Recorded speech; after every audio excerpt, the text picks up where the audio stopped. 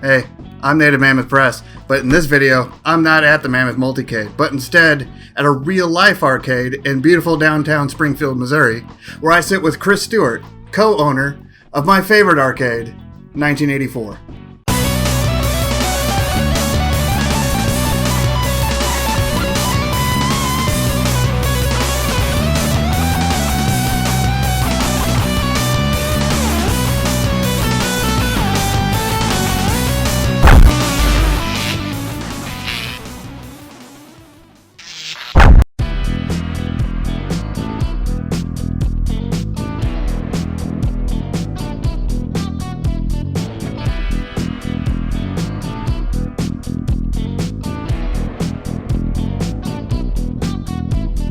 Hello, my friends. I am Native Mammoth Press, and I am here at 1984, my favorite arcade, a real-life arcade right here in beautiful Springfield, Missouri. I am here with owner, or co-owner. Yep, I'd say co-owners, yeah. Chris Stuart of 1984 to explain, well, let's start with the very basic question. What is 1984? 1984 is a time machine experience.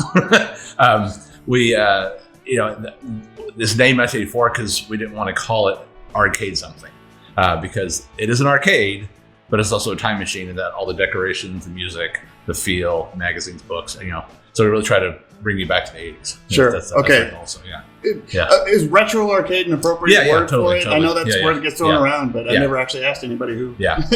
And it's funny because we're a bit more purist about it, that when we say retro arcade, we really mean it in that it's everything from 89 and earlier. Okay. A lot of places say, "Oh, retro arcade," and there's our PS2. It's like, well, I guess you could say it's retro, but it's not. We think old school. I guess you'd say so. Yeah. So you try to capture the traditional 80s specific games. Yeah. And experience when you first walk into an arcade. Now, right. Yeah. Some of us are still old enough to remember arcades when they were prevalent. Right? Yeah. And you walk in and you get the sounds and you get the lights and just that overall aesthetic and that throwback, so to speak, that time capsule effect. Yeah.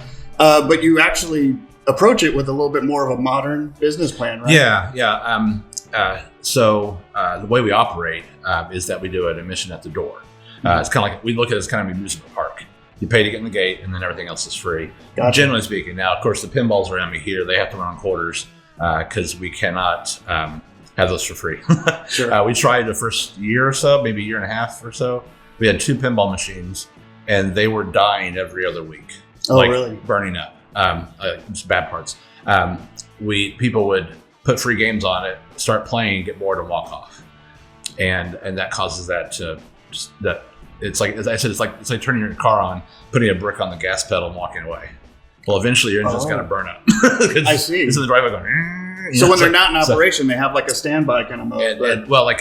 If you've got a game going, you've got a ball in the chute, so to speak, and you're not playing it, it'll start kicking. You start hearing all the bumpers going.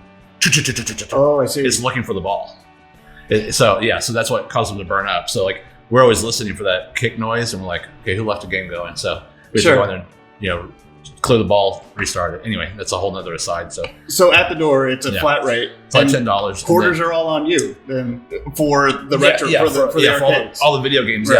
I got sidetracked there. Sorry. The video games. They all run. They all run with the blue button. We have a blue credit button. Hit that, and that adds credits on. Then you hit player 1 or 2, and away you go. That's unlimited play. It's also an all-night pass, so you can play for a while, head out downtown, get something to eat, come back. There's no cost to get back in. You're good for the whole night. So we want people to get as much experience, as much fun as they can with it. Right. So, and also, too, once you get in the door, then you're not worried about when I'm going to run out of money.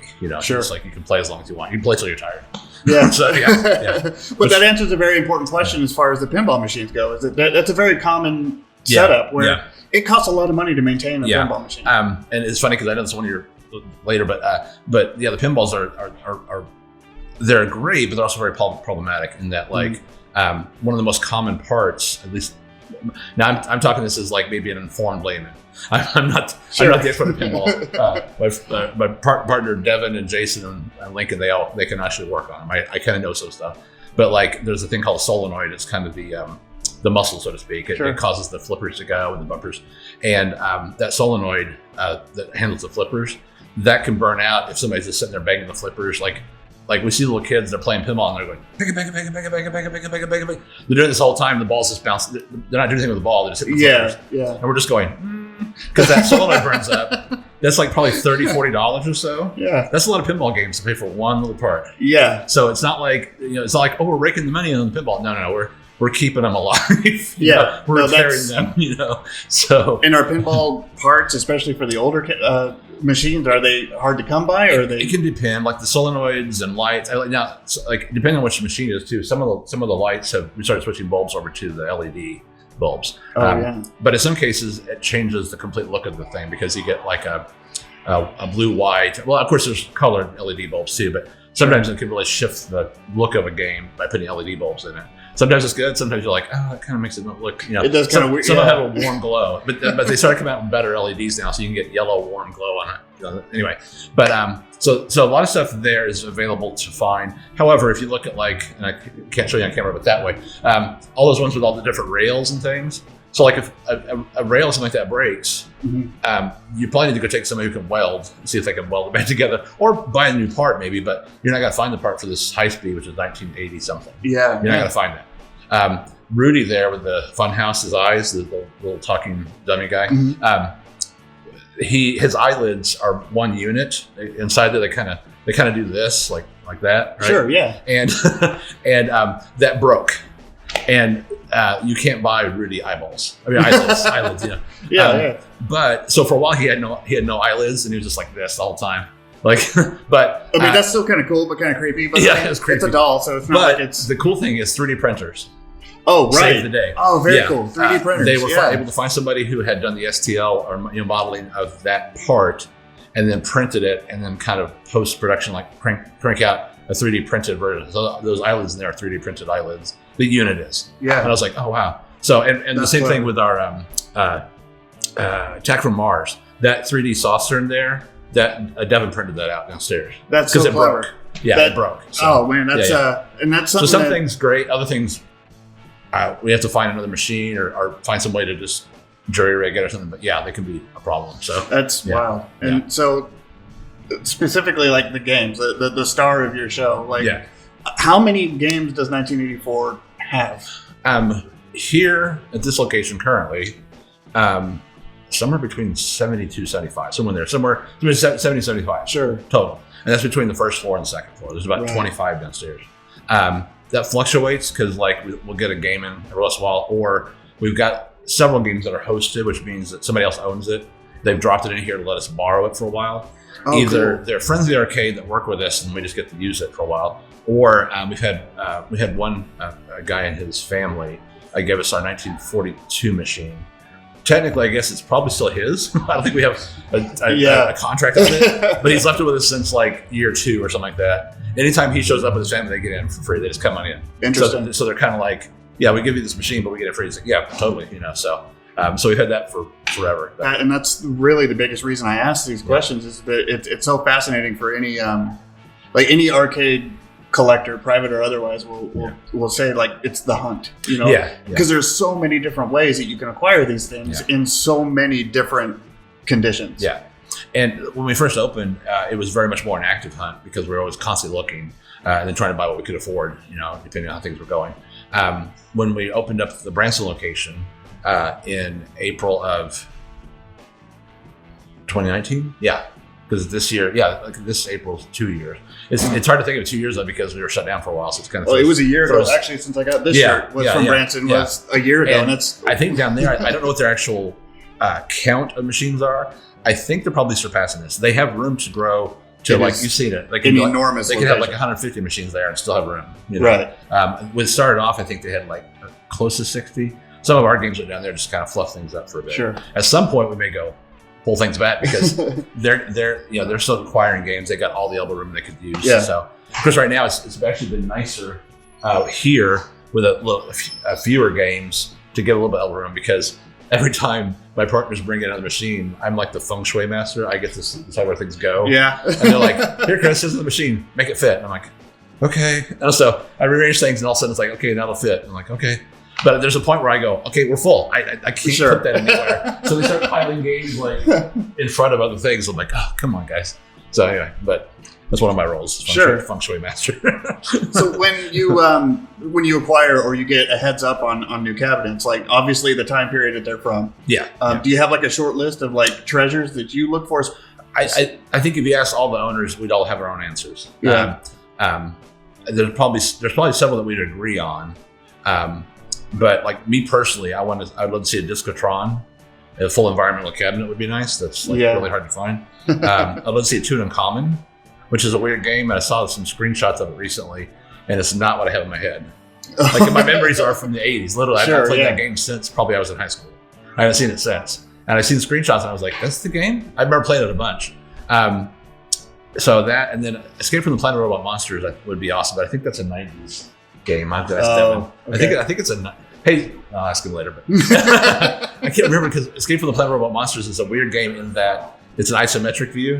Mm-hmm. So it's like it's a bird's eye view, but you're looking at everything is isometric, meaning you're looking into a corner. Mm-hmm. And it's a weird game because of that. So you're like going down escalators and trying to go around, come up, and it's you have to go around behind things, And very few games are like that. So that one I have a lot of fond memories of. It's definitely an 80s game feel. Sure. It may be 1991. I'm not sure. And I understand. Yeah, I completely misjudged some arcades that I'm like, oh wait, no, that was 90s. Yeah. Okay. Now we'll allow we'll allow minor for we've got Smash TV downstairs. Sure. Which is technically a 90 game, but you look at it's totally 80s. It's so 80s. It has that. Yeah. It has the look and feel. Yeah, it doesn't feel out of place. No. But whereas you start getting things like Mortal Kombat, which is like 93, 94? 93. Yeah. So you start looking at that, and there's like this shift. There's this change in the way they look, feel. Not that it's a bad game, it's just that's not our era. Right. That was the era that they started the arcades really changed. It started to shift, right. Yeah, that was when I started paying attention. Yeah, 1984 being a fantastic year of my life. Yeah. Like literally. But the very origin of 1984 comes, you talk about having co-owners and people that you collaborate with. What's the, what inspired 1984? So it's a weird story. I'll try to condense it. Okay. So Devin, who I keep pointing to, you might see in the background there. Devin and Lincoln, another one of our partners, who's the other shave-headed guy. Sure. They wanted to open kind of a private arcade club. And it was going to be, we're going to rent a space down here somewhere downtown, some inside office space. Who cared? No windows. We don't care. And it would be like a little private turnkey club where you would pay membership dues. You get a key to the clubhouse, and you can come by and play whatever you want to. Just kick everything on and play. And the more people heard about it, the more people want to get involved. And so the pool started getting bigger and bigger. And we're like, okay, so how many keys do we hand out? Like if we have 100 people, this is gonna get bad, because the place will be trashed and nobody will be responsible. So we're like, okay, this needs to be a managed business at this point because most people were interested. We're like, we're gonna turn this into something. So they were still kind of thinking, okay, we'll still do the kind of clubhouse thing, but it'll be like a members only thing. You have monthly dues, that sort of stuff. Like we'd all split the rent, And then it turned into like, well, if we're going to do that, let's just go ahead and open an arcade. But if we're going to do that, then how do we want to do it? And so the thing we wanted to focus on, especially our focus was downtown Springfield, which has a nightlife, and we wanted to have it be. That's why our hours, Wednesday through Saturday, 4 to 11, is kind of a weird timetable, but it allows us to do in 28 hours the business we need to function. Just to pay for itself. Yeah. And that was our goal first. Like, well, if we can do this in just enough hours that it pays the rent, pays the expenses, and we all have kind of a hobby business, then great. Because all of us have day jobs, so to speak. Now, it has since changed. It's changed a lot, the success of it. So it started off as like a hobby of collectors, and then... Yeah, and at first, like within the first weekend, I think we made our expenses for the month. We were like, okay, this might work, because we all had a meeting. We all said, okay, if it doesn't go well, how much can you pay per month to support it? And each of us put down a certain amount of money we could do each month. And we said, okay, we'll give it a year. Even though the lease is 3 years, something like that. We think, well, we'll give it a year. And if we have to walk away, then we have minimal financial legal exposure. You got to go, sorry. And your investment is at least something you're personally connected to. Yeah. You can take them home. Yeah, exactly. Yeah, that's the thing we always said, these are all our machines, so we can all just take them and run. It's since reopening the COVID thing and all that, our capacity has been creeping slowly up. It was 100 for many, many months. Yeah. And I think 2 Saturdays ago, on a on a Saturday night, we went a little bit over 100, and it felt so crowded in here. Yeah. Because we're not used to it. And at the same time, that's kind of yeah. standard for an arcade. People are used to coming in and being like smelling the person next to you, yeah, like shoulder to shoulder. So it's like you really can't do that nowadays. You got to kind of at least keep a little. And bit, you kind of can't, yeah, right? And then yeah. when COVID happened, but that night it was just weird. It felt like it made us nervous. There were too many people in here. Yet that was like half a crowd of what we would have had pre-COVID. You know, that was right. So everybody's your psychology changes. You know, you're not quite used to the. I think even especially now, that's the psychology of it is going to change. Yeah. Like the fact that you guys were able to comply with city ordinance. Yeah, that was hard. And and still maintain and stay open. Yeah. Like it's admirable. It's incredible that you guys were able to do it. And I'm so glad that you're able to maintain and because that was one of the first places on my mind that was like, we're going to lose our arcade. Yeah. Like that's it came like this close. We went to the cliff edge and just about fell off, to be honest. It was like right there. We barely pulled back. And without sharing any business secrets, if it weren't for kind of governmental loans sure and personal loans from people, we would not be here. So when I was a kid, arcades were at that point where they were still kind of the primary, like the best of the version of games that we played at home. Right. So we would play the best versions in arcades. They were still a big deal. Yeah. Granted, it was in the 90s for me. But eventually, it didn't take too long for the console gaming to kind of step in and eclipse arcades to a point where they just kind of phased out. And that was even in my lifetime. And I'm not that old, so it's not... Well, even in my lifetime, the tail end of the 80s, the decline of the classic arcade, you had home systems come out that would look and feel the same as what you played in the arcade. Yeah. Every time like 8-bit simple, like Space Invaders. That's easy to do on TV. People are like, why do I need to pay you 25 cents? I can do this at home. Sure. Or a quarter or whatever. You know, it's like, so you saw the beginning of it. You saw that. We saw it. Yeah. Then, I think at the time when we were in it, we didn't notice it because then we all graduated high school, started doing college, went to the arcades less. And but by the time college was done, we looked around and went, wait a minute, where'd they all go? They were gone. Right. And or they were transformed into here's these machines you got to put $1 in, or here's rides. You know, you can put $3 in this and it shakes around.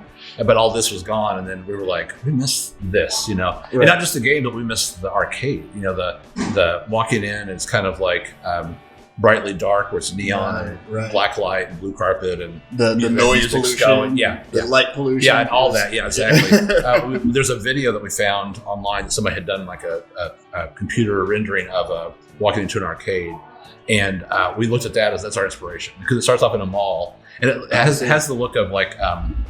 Dire Straits video, that kind of real boxy, you know, simulated sort of thing. But it worked well for the arcade. There's no people inside, so it's just all the machines. But that sort of ambient noise with music, you know, there's like Journey's playing in the background, and all these games are playing, and we're like, oh man, that's it, you know. And that's what we want to try to bring to people when they walk in, is that feeling of like. I mean, we had the music up. It's not too loud because we have to talk to people. Sure. Yeah. But last night we got somebody asked if we could crank something up, and it was hot for teacher. And so I was like, yeah, we'll crank this up a little bit. So glad you asked. Up a little bit. Yeah. So we had that going for a little bit. But then the next track is too loud, so we have to kind of turn it down. Above us are neighbors. There's apartments above us, so we have to be considerate. Yeah. That's very good. I personally would love it. I think that would be perfect ambience. Yeah. So when you approaching opening a retro arcade, so to speak, in modern times, knowing that the arcade dynamic or in the business just completely changed. Yeah, you approached it though as like fans wanting a space to enjoy what you enjoy, and it just kind of grew from there. So was there any real stress or problems with trying to sell an older arcade to a new generation? No, not really. Actually, what's funny is I think the reason that we've done so well is because it went beyond what we expected. In that we were making the arcade for all of us that were at that time 40. Now we're heading 50. Or I'm headed for 55 this year, which I'm just like, crap. Congratulations. Thanks. Yeah. But at the time we opened, it was 40. So we thought, okay, so we're gonna make this arcade. We're gonna get the 35 to 45-year-old crowd that was around when we were in the arcades, and we thought predominantly male. Because the only girls we saw in the arcade were the ones doing this, going, "Are you done yet?" You know, like back in our day, it was. I'm they were familiar with that. They were kind of like, "Are you done?" and so you're like, so that's what we had in our head. Our paradigm is like, here's, and we thought this is a very niche market. it's going to be those people. We're going to have to target them, find them. We open the doors, and that's not the case. It's everybody. Yeah. It's surprising. I'd say everywhere from 8 to 80, honestly. Sure. We get grandparents to come in here with their kids. Of course, now as I'm getting older, I'm getting closer to grandparent age. But you get grandparents coming here like, so I'm talking like 60, 70, 80-year-olds bringing in their kids because they went to the arcade with their kids, or they're bringing their grandkids in because they went to the arcade with their kids back in the 80s. And they want to, so it's a multi-generational thing. It is. You get the kids in here who maybe have played some of these on an iPad or maybe a home system, but until you sit in front of Missile Command and done that the rollerball is like about this big. It's like a small bowling ball, and you roll it and it goes, it makes that sound. You haven't played Missile Command until you've done it that way. You can't recreate that at home. Yeah. You can try, but you get these Franken panels of all the different controls. And so when you play a game, you're like, which one am I touching or playing here? Right. Yeah. Paperboy is my 8-year-old nephew's favorite game, and it's like, we know why. You have to have it doesn't even matter if he loses. He's just like, you can't recreate that at home. No, that's the whole thing. It's so funny because it's the most asked for game, yet that's the game that nobody hardly ever played. Oh, man. I mean, I shouldn't say played very long. I mean, I played the crap out of it on NES. Every time you go buy it, somebody has been playing it, but nobody was on it playing it. It's just because it's a hard game. I never played it back in the day. When we got it here, I tried playing it. I could last like 30 seconds. I was like, boy, I'm terrible at this. It's a hard game. I was like, I can't do this. So, yeah. So demographic-wise, we honestly don't really have any because we've seen everybody, especially with like the college-age kids now. There's this definite thing of guys, girls, everybody does what they want to do. Mm-hmm. There's not really this segmented sort of like, oh, that's a guy activity, that's a girl activity. It's just they all go out and do stuff together. So we get that mixed dynamic there. We get parents, kids, and the funny thing too is watching kids pinball. So some of them have seen video games on screen, but they've never actually seen a pinball machine in the flesh. Oh, yeah. So they come in, they're like, what is this? And they're hitting, so we have to kind of like try to get the parents educated on what it is. But sometimes we have to tell the kids, okay, these are baseball bats. Wait till the ball comes to hit it. Don't just sit there and swing it. Right, yeah. Because we're watching the machine burn out. We're like, so. Anyway. Well, one of the things that when you expanded downstairs, you added a lot more space. You added party rooms and private areas for for families. But you also added a replica 80s basement. Oh yeah. And that room's kind of shifted and changed. It'll continue to shift and change. When we first opened it up down there, we had a different couch that was much more. It was like so like sometimes 80s furniture is also like late 70s furniture because like we grew up and like the furniture that we remember from the 80s was actually technically probably a 70s couch. Right. It bled over. We had a couch down there that was like this black and orange and. It was very much like something you saw on that 70s show, which looked correct for an 80s basement. Yes, it looked like my basement. Yeah, when the parents wanted to get rid of that couch, they put it downstairs, and that was the 80s basement couch, even though it was from so it looked like that. But in a commercial setting with customers and people coming and going, sometimes those pieces of furniture don't hold up very well over time. Right, so eventually that went away, and we had to get a different couch. And so you walk downstairs and you just stop cold. Yeah, it's that feeling of it's a basement, and you're like. There's a big console TV. Right. The console TV that's responsible for most of the scars most people at my age have from hitting the corner. For some reason... This corner is always... Yeah. Who thought of having an enormous TV with wood built around it? So many of us have scars around our eyes. And so it was like, it was beautiful, but it was haunting. At the same time, you just stop and you're like... Yeah, there's a TV. And my nephew's like, what is wrong with you? I was like, I have to explain it.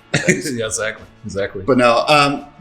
my story with you actually wasn't so much from the arcade, but it was originally a yearly convention that you put on, the Springfield GAME Expo. Mm-hmm. For someone like me who's been a part of it for a few years, it's actually been around for quite a while, about 11, 12 years? Yeah, actually, so last year would have been year 12, except that COVID happened, so we didn't have. The year before that was year 11. And so we started in 2009, I think. I'm not sure if the math's right, but I'm trying to remember the first t-shirt. I think it was 2009, I'm pretty sure. A group of us always talked about starting up a convention. Mm-hmm. Now, it's funny because everybody says that. Oh, I thought about starting a convention. Good luck.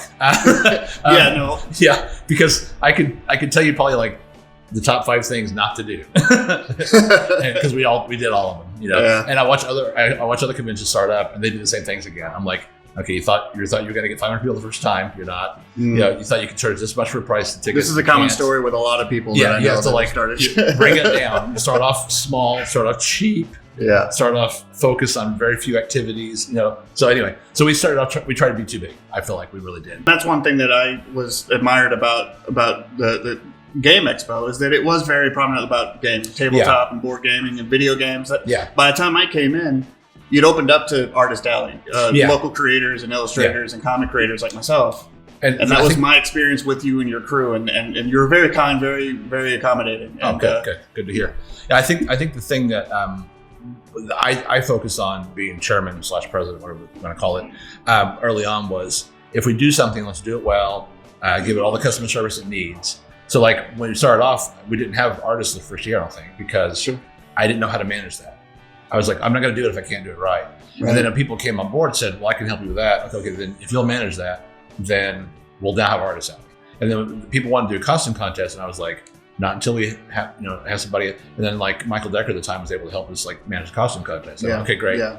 So as soon as we have people that handle things, then we do that. So Philip Landrigan is going to be our new chairman president. I'm going to sit back seat, and I'm going to get out of the decision seat. I'll be back here trying to help push things along, and I need to train everybody on everything that's in my head.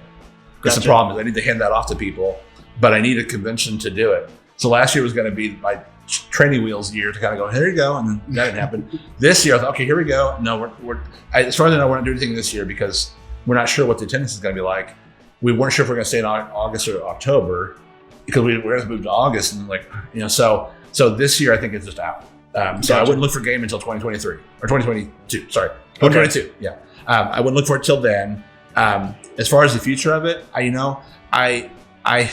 my only advice to the group would be as things go on is to maybe I would suggest maybe pulling back and focusing on our core values.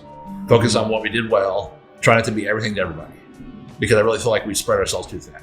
Like less is more. Yeah, less is more. Yeah. Don't worry about the number of people. Yeah. Just worry about the quality of what you bring in. Make sure you bring a really great experience. Even if it's only 300 people, bring a really great experience because those people will bring more people next year. Exactly. So that's so as far as the future goes, I'm not sure. I mean, what about 1984? What can we look forward to in 1984? Here, real quick plug. Keep your eyes on our place for October. I can't read much, but the last bit of October into November, this place is going to be freaking amazing. There's something big coming. We're going to completely transform our place for like a few weeks. One major question that I've been pressed to ask. Yeah. And feel free to say, to turn it down. But is there plans for a possible 1994? No, not really. Not from us. Okay. Well. Yeah. My youngest son, who's born 95. He started working here as his first job at the counter. And then he said, well, when I get old enough, I'm going to make 1995. Well, I'm like, go for it.